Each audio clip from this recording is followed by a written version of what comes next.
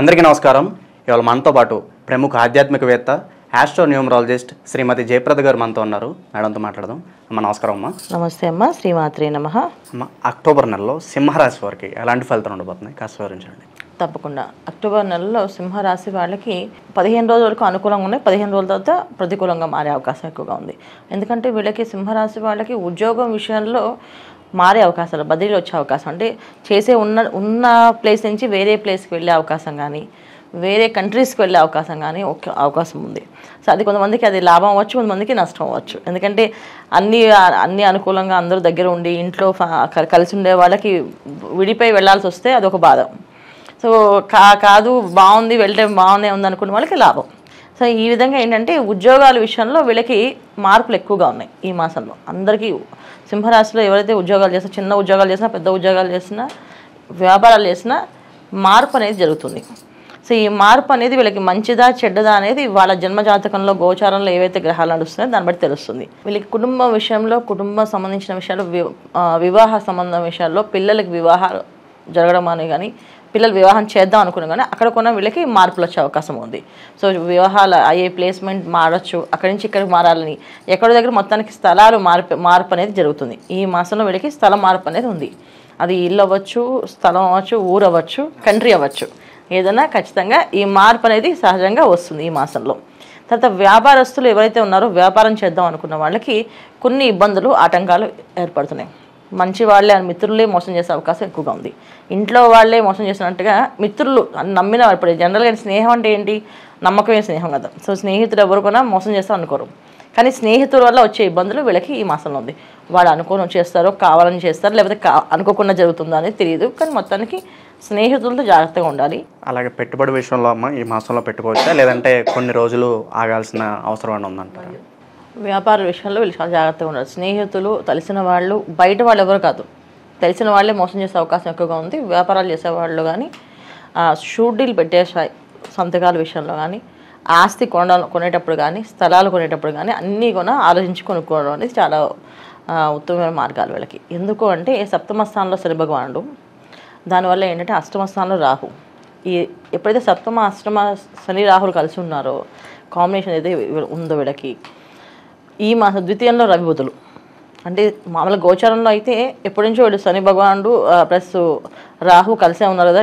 ఈ మాసమే కాదు కదా, ఏ మాసమైనా వాళ్ళు కలిసే ఉంటారు. ఇంకో 6-7 నెలల వరకు అలాగే ఉంటుందంటే ఉంటుంది, ఖచ్చితంగా అలాగే ఉంటుంది. కాకపోతే ఏంటంటే ఇక్కడ రవి బుధులు ఇద్దరు కొన, మన మెయిన్ రవి బుధులు ఇద్దరు కొన ఏంటంటే మన కెరియర్కి సంబంధించిన విషయాలు, రవి మైండ్ సంబంధించిన విషయాలు కానీ, వ్యాపారంలో అభివృద్ధి రావడానికి కానీ, ప్రతి మెలకువలు తెలుసుకోవడానికి కానీ, ఇది ఇలా కాదు ఇలా చేయాలని అనుకునేది కానీ అన్ని బుధురాలు కారకుడు.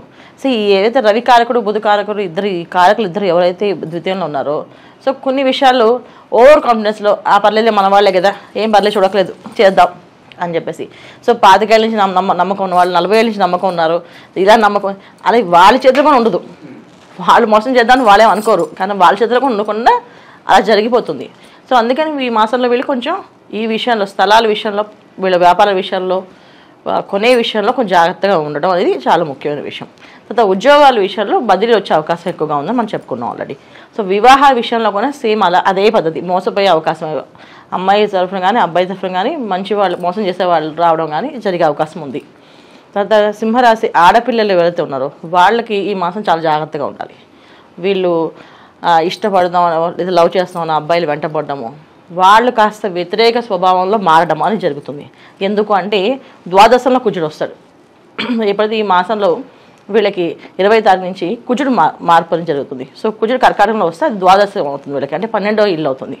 ఎప్పుడైతే ఆ 12లో కుజుడు వస్తాడో అవతల వాళ్ళు మనం చెప్పకుండానే, మనం సాఫ్ట్గా చెప్పినా సరే వాళ్ళు గట్టిగా స్ట్రాంగ్గా మాట్లాడి మన మీద కమెంట్ చేయడానికి అవకాశం ఉంది.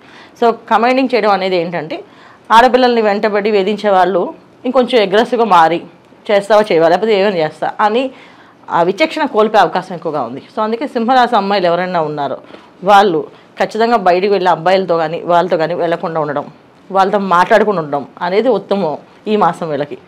ఫ్రెండ్స్ సరదాగా మాట్లాడుకుంటే కూడా ఉన్నటువంటి కోపం వచ్చి ఏదో గొడవ పడడం, అది కొట్టుకోవడం దాకా వెళ్తుంది, అవకాశం ఎక్కువగా ఉంది.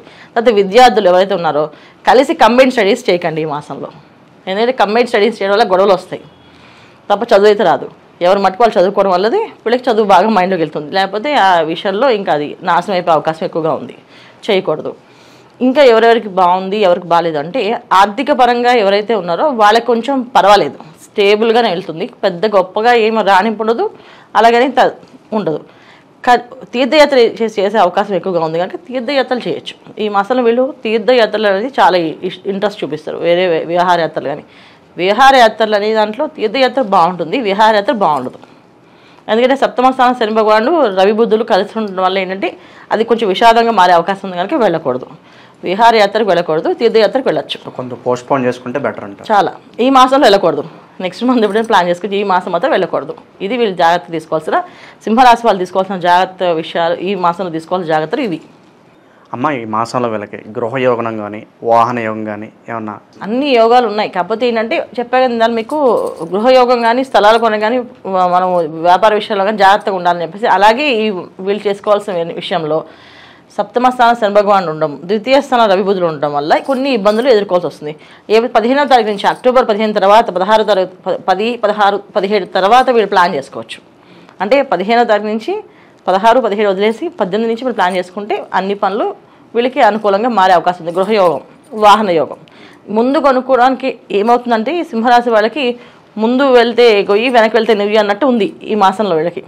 సో ద్వాదశలో కుజుడు వచ్చేస్తున్నాడు, అప్పుడు ఖర్చులు అధికంగా అవుతున్నాయి. ఆ ఖర్చు అధికంగా అయ్యే ఖర్చు అది వృధాగా అవుతుందా అంటే, ఇప్పుడు ఇల్లు మంచిదే కొంటాం అనుకుంటున్నాం, అది వాస్తవంగా లేదు, ఆ ఇల్లు వెళ్ళి మనశ్శాంతి లేదు, అప్పుడు ఏమవుతుంది, ఇబ్బంది పడతాం.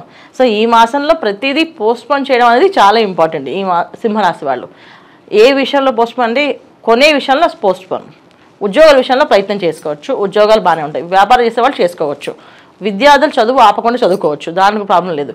కొత్తగా కొనాలనుకునేవి పోస్ట్పోన్ చేయడం, విహారయాత్రలు పోస్ట్పోన్ చేసుకోవడం, తీర్థయాత్రలు వెళ్ళొచ్చు, విదేశీ యాత్రలు కూడా ఆగాలి. ఈ మాసంలో ఆగడం అనేది ఉత్తమమైన ఫలితాలు. ఓన్లీ వీళ్ళకి తీర్థయాత్రలు వెళ్ళొచ్చు హ్యాపీగా, వివాహాలు జరుగుతున్నాయి, శుభకార్యాలు జరుగుతున్నాయి చేసుకోవచ్చు.